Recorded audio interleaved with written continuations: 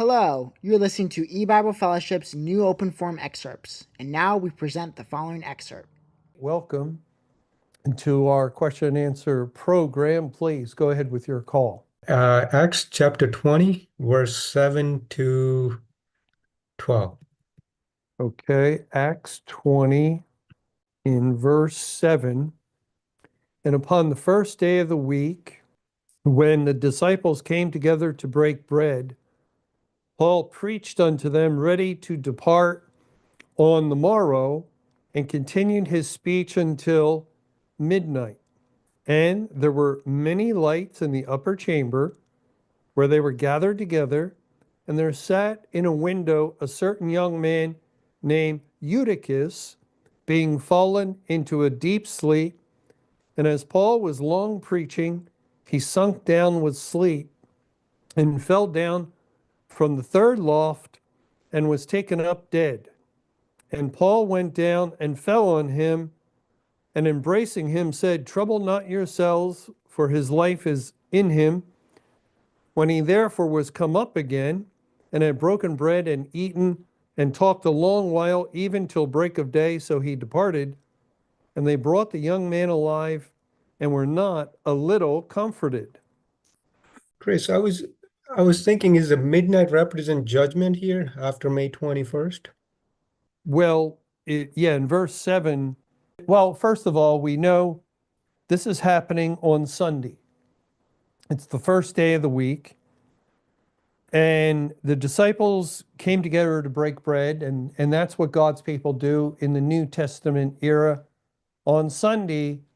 Over the course of the church age and after the church age, we teach the Bible, we break bread, learning about the Word of God.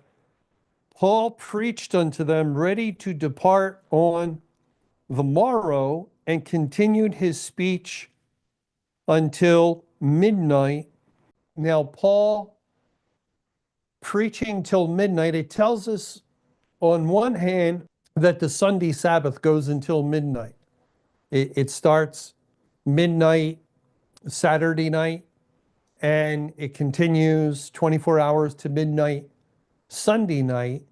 That's just a practical application. But the continuing of speech, would identify with bringing the gospel. And Paul's ready to depart. Well, where is he going to depart? And in Acts 21, he's, in